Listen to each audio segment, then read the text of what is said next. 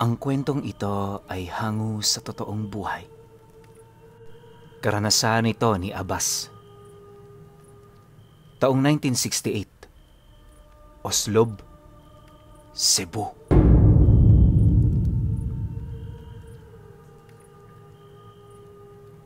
Itong mga panahong ito, marami ang nagimbal ukol sa mga nangyayaring patayan sa Oslob. Gabi-gabi, may dinudukot sa mga karatig baryo kung saan pagpatak ng sumunod na araw, makikita ang mga bangkay nitong tinutupok ng apoy sa gilid ng daan. Misteryoso ang pagkakakilanlan ng mamamatay tao na yon, kaya doble ang pag-iingat ng kanilang lugar. Bawat isa sa kanila, hindi umaalis ng sentro, lalo na kung papasapit na ang gabi. Yung ibang ang nakatira noon sa malayong parte, piniling manatili na muna sa simbahan at paaralan upang makaramdam sila ng kaligtasan sa kanilang mga sarili. Si Abbas naman noon, sumasama sa mga pangkat na naghahanap sa kriminal upang sa lalong madaling panahon mapawi ang takot na nararamdaman ng kanilang mga kababaryo. Noong mga oras kasi na yon, aminado siyang maging ang kanilang negosyo apektado na sa pangyayari. Sa sobrang dami kasi ng mga naitalang insidente, yung mga nilalako nila sa iba't ibang lugar, hindi na nakakaalis pa. Yung mga tauhan kasi nila, mas piniling tumalikod sa kani-kanilang mga trabaho sa takot na baka maging isa sila sa mga biktima. Naiintindihan naman yon ng amo nila Abbas sa kadahilanang maging ito man, aminadong takot din sa mamamatay taong gumagala. Para hindi naman tuluyang malugi ang kanilang negosyo, minabuti naman itong iimbak na muna sa kanilang bodega ang mga muebles na ibinibenta nila. Bukod kasi sa hindi yun basta-bastang nasisira, sa tamang pag-aalaga, kaya nitong tumagal ng ilang taon sa ganoong estado.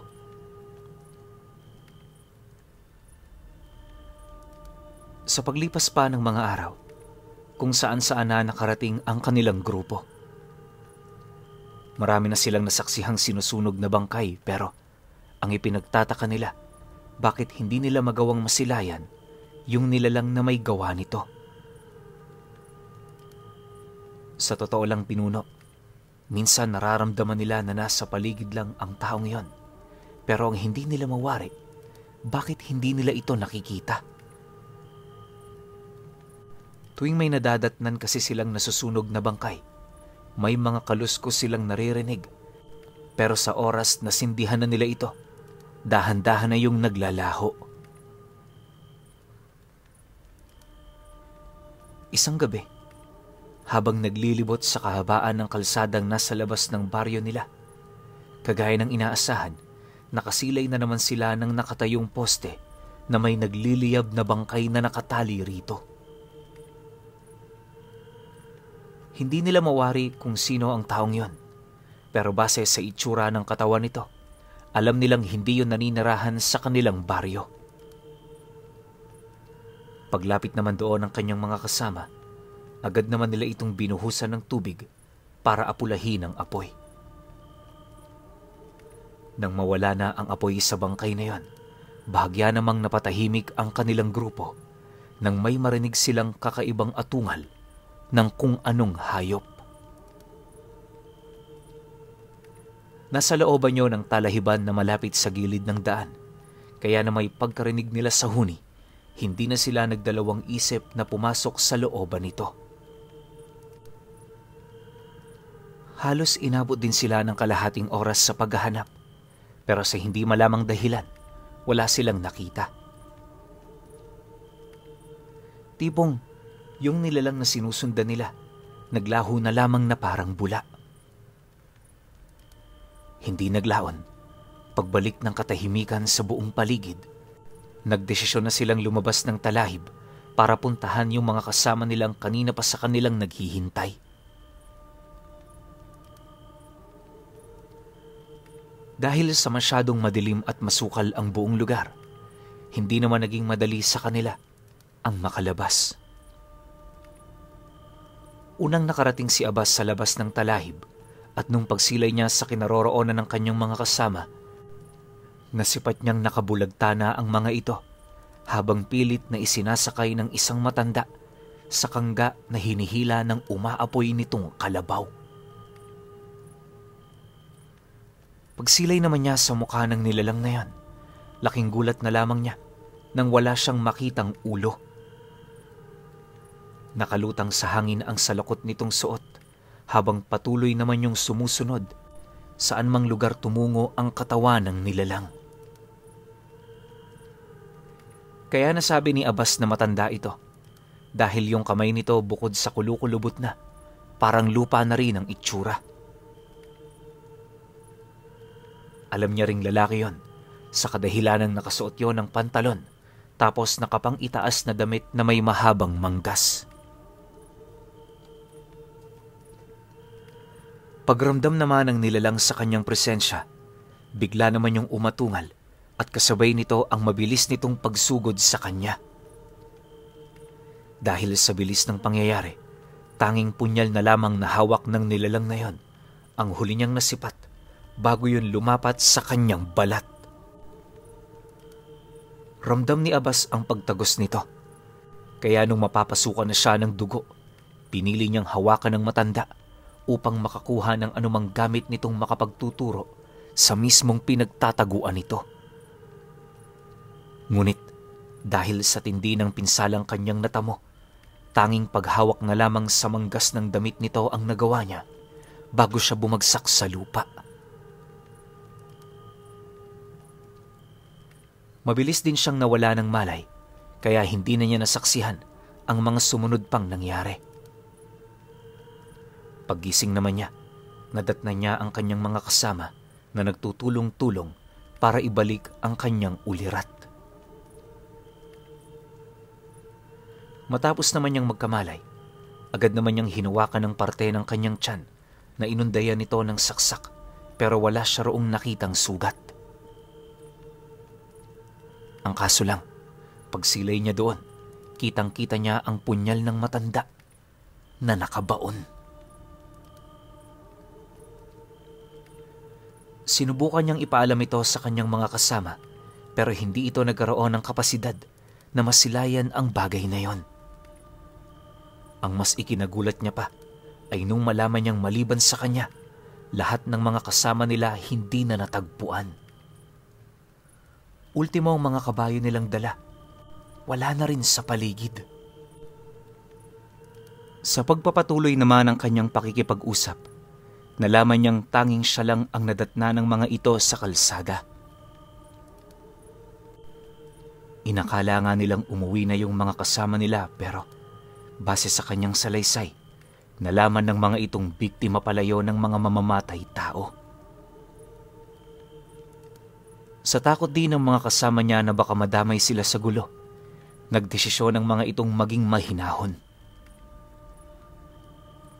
Pinag-isipan talaga nila ng husto ang kanilang mga gagawin bago nila yun isakatuparan. Maya-maya pa, nang medyo kalmado na ang iilan sa kanila, dahan-dahan naman silang umalis sa lugar. Hindi na nila ipinagpatuloy pa ang kanilang pag-iikot sa kadahilan ng marami na ang nawala sa kanila. Natatakot din sila na baka kapag pumunta pa sila sa mga karatig baryo, posibleng maubos sila ng nilalang na yon. Dahil sa ganoong kaisipan, nagmadali silang umuwi kahit naglalakad lang. Marami man silang isinaalang-alang noong mga oras na yon. Ang tanging mahalaga para sa kanilang grupo, makauwi ng ligtas. Pagdating naman ni Abbas sa kanilang bahay, agad naman siyang humiga para magpahinga. Ang inaalala niya kasi noong mga oras na yan ay yung punyal na nakatarak pa rin sa bewang niya. Siyempre, hindi naman niya maiwasang alalahanin ito, gawa ng alam niyang may kalalagyan siya sa oras na hindi niya ito pagtuunan ng pansin. Kinaumagahan pagising naman niya, doon na nagsimula ang kanyang kalbaryo. Wala siyang sugat sa katawan pinuno pero yung pakiramdam niya parang napakabigat, tapos konting pagkilos lang, naghahabol na siya ng hininga. Napansin niya ring namamagana ang kanyang bewang dahil sa punyal na hindi niya pa nagagawang mahugot. Sa puntong yon, naglakas loob na siyang pumunta sa albularyo para magpakonsulta. Gulong-guluman ang isipan niya kung papaano yun nangyari. Pinili na lamang niyang maniwala sa mga sasabihin nung titingin sa kanya.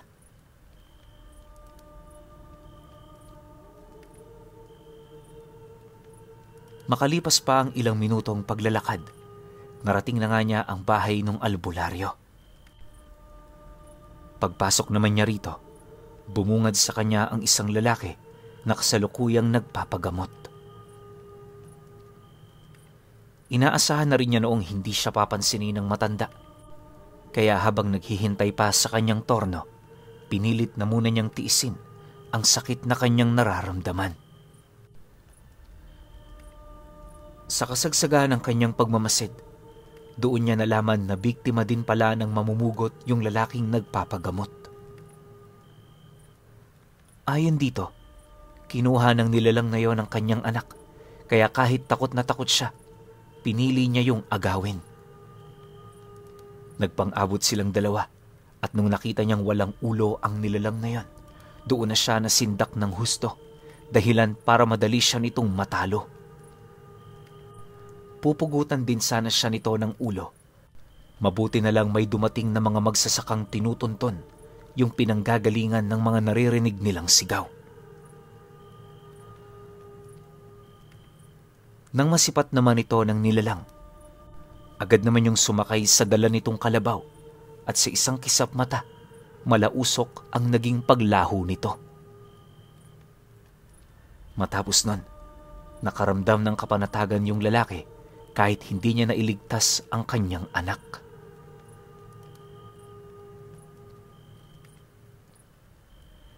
Matapos namang marinig ni Abbas ang tungkol sa istorya nito, walang pagdadalawang isip naman niya yung kinumpronta.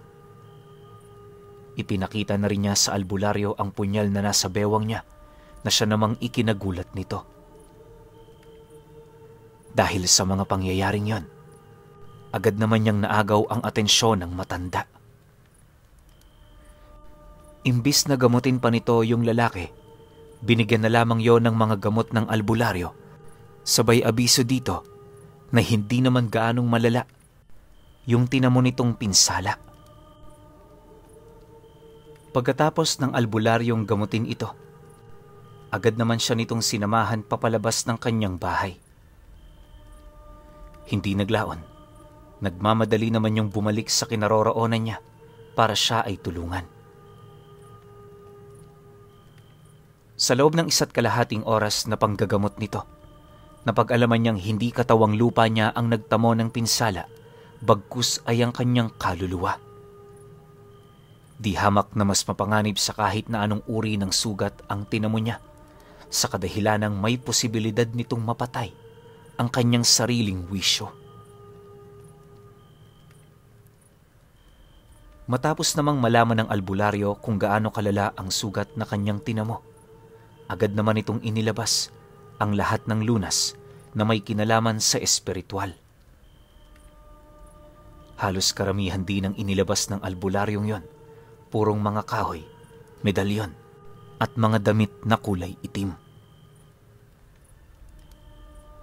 May mga nakalapat din doong simbolo na ayon sa albularyo, parte ng ritual na kanilang gagawin upang tuluyang mahugot ang espiritual na punyal na bumaon sa kanyang kaluluwa.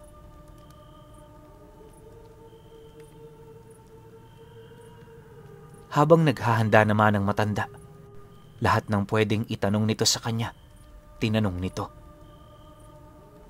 Buong katapatan naman yung sinagot ni Abbas, gawa ng ang gusto niyang mangyari, magkaroon niyo ng ideya sa nilalang na kinakaharap nila. Pagkarinig naman ito ng kanyang mga salaysay, bahagya naman yung napatahimik na para bang may mas malalim itong iniisip. Sa pagtitigan naman nilang dalawa, seryoso naman yung nagwika sa kanya ng, Hindi kaya dugwak ang nilalang na yon? Nakarinig na ako ng tungkol sa kanila. Pero base sa mga usap-usapan ng matatanda noon, parang hindi naman yun totoo. Isipin mo, naniniwala ka ba sa gabo ng aswang na nasa wangis ng isang espiritu? Kaya niyang pumatay ng tao, pero siya hindi kayang paslangin ng mga ordinaryong karga lang. Naalala ko ring, nakahiligan na niyang pumugot ng ulo ng kanyang biktima. Walang makapagsasabi kung bakit niya yun ginagawa. Pero sabi-sabi noon sa amin, ganoon ang sinapit niya sa mga tao bago siya maging ganap na demonyo. Dagdag pa ng matanda na, kalimitan sa mga aswang na nagiging dugwak ay yung mga nilalang na napaslang ng mga tao. Sa sobrang galit at puot na kanilang naramdaman, dinala nila yon patungo sa kabilang buhay na siya namang ginamit nila upang magkaroon sila ng kakayahang makabalik sa mundo ng mga buhay.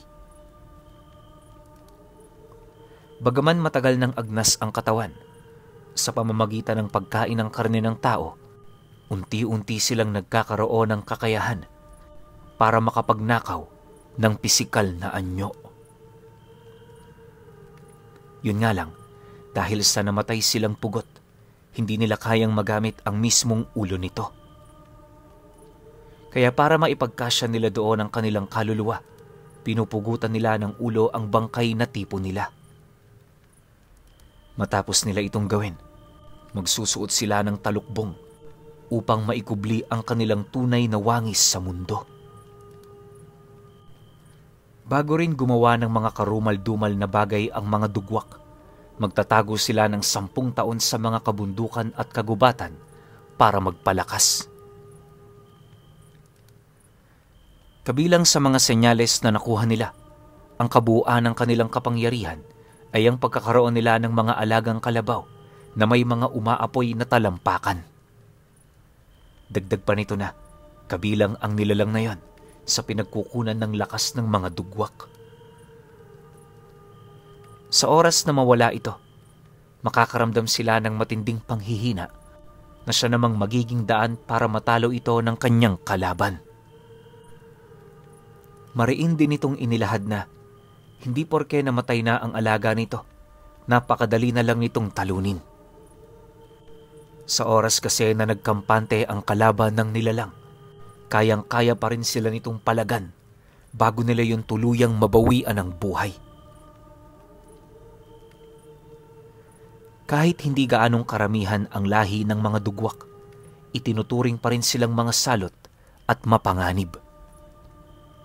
Ang kawalan kasi nila ng awa, kalakip ang hindi nila masukat na kakayahan, nagdudulot ng pinsala sa mga lugar na paulit-ulit nilang binibisita. Naniniwala rin ang albularyo na maaaring nagpapalakas ang nilalang na yon, kaya gano'n na lamang ito katakaw pagdating sa kanyang pagkain. Matapos naman itong mailahad ng matanda, nagpatuloy naman ang kanilang gamutan. Pagkaraan pa ng ilang minuto, may inilapat itong isang medalyon sa may bandang bewang niya, kung saan doon nakabaon ang espiritual na punyal na isinaksak nito sa kanya. Nang mailapat na nito ang ganoong karga, bigla naman itong hinugot ang hawakan ng punyal, dahilan para mamuti ang kanyang mga mata. Sa totoo lang pinuno, wala namang nararamdamang kakaiba noon si Abbas sa kanyang katawan, pero habang hinuhugot yon ng matanda, pakiramdam niya may nangingiliti sa kanyang laman loob. Kakaiba man ang naranasan niyang pakiramdam, pinilit niya pa rin doong maniwala hanggang sa hinugot na nga nito ang punyal na nakabaon sa kanyang kaluluwa. Matapos ang mga pangyayaring yon, pinagpahinga naman siya nito ng 2 oras bago nila itinuloy ang naudlot nilang panggagamot. Yung punyal namang nakuha nito unti-unting naging isang bato. Nang mapansin naman niyo ng matanda, agad naman niya itong inilagay sa isang malaking sisidlan na punong-puno ng lana.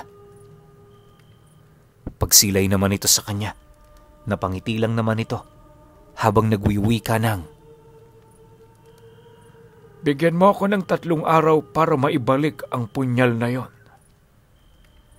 Sa oras na makuha ko ito, katapusan na ng nilalang na yan. Salamat sa iyo dahil ikaw ang naging daan sa tagumpay nating ito."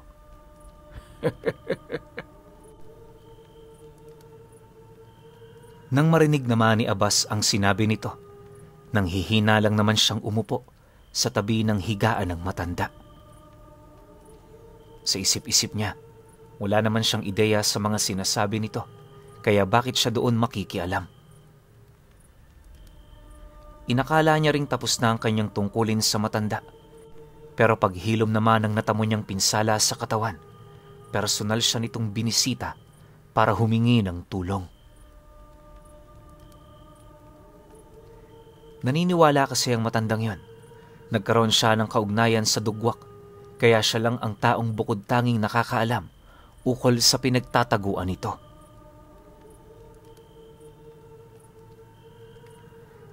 Nang marinig naman niya ang sinabi ng albularyo, sinubukan naman niya yung ipagsawalang bahala, pero dahil sa pagpupumilit nito, napilitan na rin siyang sumang-ayon. Sa kanilang lugar noon, pasikreto silang nagkikita para pag-usapan ang kanilang mga binabalak. Binigyan din siya nito ng sapat na oras upang siya mismo ang makahanap sa nilalang. Pagtatapat pa ng albularyo na, sa pamamagitan ng kanyang panaginip, matutunto nila ang kasalukuyan nitong pinagtataguan.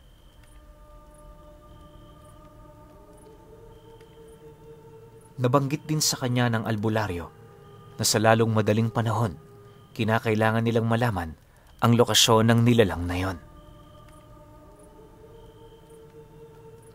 Sa paglipas kasi ng mga araw, mas lalong dumarami ang mga taong nabibiktima nito. Dagdag pa nito na sila lang ang may kapasidad na makahanap sa nilalang na yon dahil sa siya pa lang ang bukod tanging tao na nakaligtas sa pag-atake nito. Ilang araw pa ang dumaan, inabisuhan siya ng matanda na nakahanda na ang punyal na kanilang gagamitin.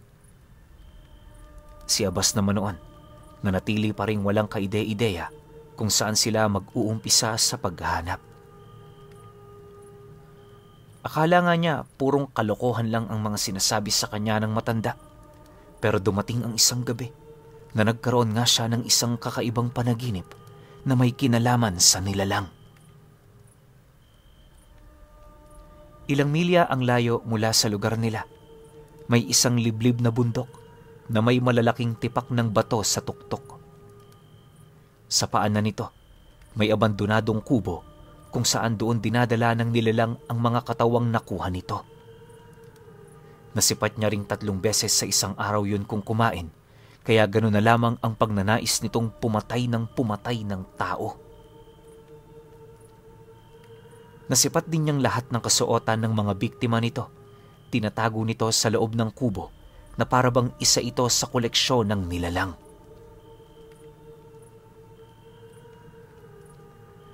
Matapos naman niya itong masilayan, agad naman siyang nagising. Noon ding mismong gabi, pinuntahan niya ang bahay ng matanda para abisuhan yon ukol sa mga bagay-bagay na kanyang nakita. Nang marinig naman ito ang lahat, hindi na rin niya nagdalawang isip pa na puntahan ang lugar na nabanggit niya. Sa pagsapit ng sumunod na araw, muli na naman silang nakatanggap ng balita ukol sa 2 batang nawawala. Kahit hindi pa natatagpuan ng mga ito, alam na nila Abbas na biktima yon ng dugwak. Nais man sana nila noong tumulong, pero pinili nilang isang tabi na muna yon pansamantala dahil sa isip-isip nila mas importante ang misyong kanilang gagawin. Sa loob ng 2 araw na paglalakbay, matagumpay naman nilang nahanap ang bundok na kanyang tinutukoy. Hindi pa man sila nakakalapit sa lugar na yon, naamoy na ng matanda ang kakaibang baho ng paligid. Hindi niya mawari kung ano ito, pero habang lumalapit sila sa lugar, doon niya napagtantong amoy ito ng nabubulok na karne ng tao. Noong una, mahirap itong paniwalaan dahil sa dami ng mga magsasakang dumaraan sa lugar. Pero habang unti-unti silang pumapasok sa paanan ng bundok, pansin naman nilang kukonti na lamang ang mga taong nakakarating sa lugar na yon. Yung iba, nagbigay na ng babala sa kanila na huwag pumunta sa lugar na yon, pero hindi nila ito pinakinggan. Kalahating oras pa ang lumipas, nasipat na nga nila ang barong-barong na nakita ni Abbas sa kanyang panaginip. Ilang metro mula sa kubo, may nasipat silang parang taong nakatayo sa isang madilim na parte ng sulok. Ilang beses pa nila yung sinipat para makita ang mga mata nito, pero sa kasamaang palad, bigo silang makita yon. Maya-maya pa, nagsimula na silang makarinig ng mga bakal na animoy nagkakalansingan sa buong paligid. Pag-ikot naman ng kanilang paningin sa lugar na yon, laking gulat na lamang nila nang mapansin nilang wala na yung wangis ng nilalang na kanilang nakikita. Dahil sa pangyayari, agad namang napaalerto ang matanda sa kadahilan ng inaasahan na nitong aatakihin sila ng nilalang na yon. Akmang aatras na sila sa lugar, sakto naman ang pagpapakita ng dugwak sa kanilang harapan, kung saan walang habas sila nitong pinagtatataga ng hawak-hawak nitong tabak. Pagsilay naman doon ng albularyo, agad naman itong sinigawan si Abbas, dahilan para mapakaripas siya ng takbo. Ayaw naman niya sanang iwan ng matandang yun sa lugar, pero anong magagawa niya? Isa lang siyang hamak na tao.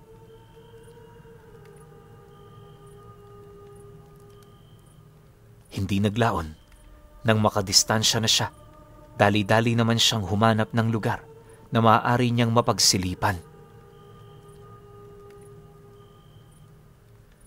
Makalipas pa ang ilang minutong pagmamasid, doon niya nakita kung papaano makipaglaban ng albularyo sa isang nilalang na hindi likas na umiiral sa mundo. Sa totoo lang, pinuno, napakaraming lamang ng dugwak sa pagbubunong yon. Bukod kasi sa kaya niyang magpakita sa halos kahit saang lugar, may kakayahan din siyang maglaho at sumugod sa mga lokasyong alam nitong hindi nababantayan ng albularyo. Mabuti na lang, napakahusay ng albularyong yon, kaya kahit anong gawin ng kalaban nito, nakakaya niya itong masalag. Sa loob ng humigit 2 oras nitong pagbubuno, halos maligo na rin sa sariling dugo ang matanda, pero pilit pa rin itong nakikipaglaban alang-alang sa kanyang buhay. Maya-maya pa, nang makahanap na yon ng pagkakataon para umatake, agad naman itong sinunggaban ng nilalang, sabay unday nito sa parte ng dibdib kung nasaan ang puso nito.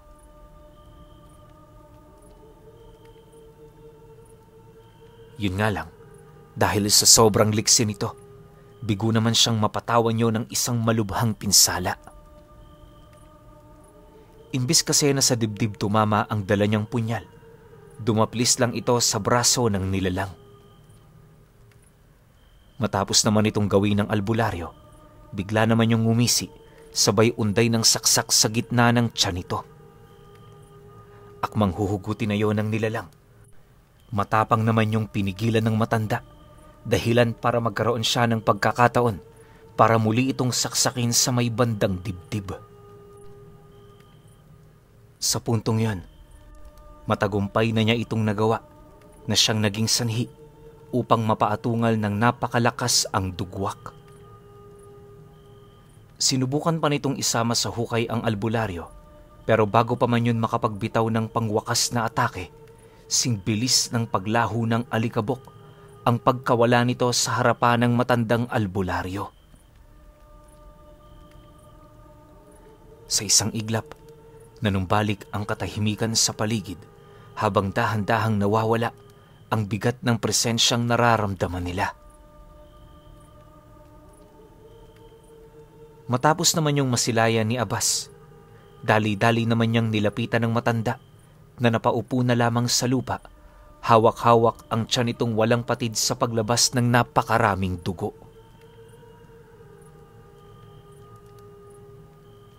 Pagsilay naman niyang masama ang lagay nito, hindi na rin siya nag-atubili pang kargahin yon patungo sa pinakamalapit na albularyo. Akala nga niya noon, mamamatay na ang matandang yon, pero nang makarating sila sa bahay ng kapwa nito albularyo, nagawa naman itong maagapan ang pinsala nitong tinamo sa katawan. Dahil sa albularyong yon, nadugtungan ng buhay ng matanda. Magmula noon, unti-unti na ring bumaba ang bilang ng mga nawawala. Bagaman nananatili pa rin ang takot laban sa dugwak, alam nilang panahon na lamang ang makapagsasabi kung kailan ito makakalimutan ng tao. Taon at dekada pa ang lumipas, nanumbalik na nga ang normal nilang pamumuhay. Ilang beses na rin siya noong niyaya ng albularyong maging disipulo nito, pero buong pagpapakumbaba niya yung tinanggihan. Anya, may mga pangarap siya sa buhay, kaya hindi siya nararapat sa ganoong uri ng larangan. Dagdag pa ni Abbas na maraming tao ang may hangad na pumasok sa larangang yon, kaya imposibleng hindi ito makahanap ng disipulo. Matapos naman niyang ilahad ang mga katagang yon, yun na rin ang naging huli nilang pagkikita. Bago noon mamatay si Abbas, tumatak talaga sa kanyang anak ang tungkol sa kanyang naging istorya, ukol sa nilalang na tinatawag nilang Gabunang Dukwak.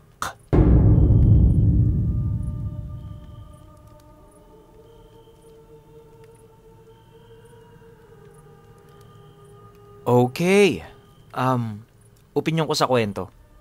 First time ko lang makarinig ng ganitong klaseng gabunan, no? Itong dugwak.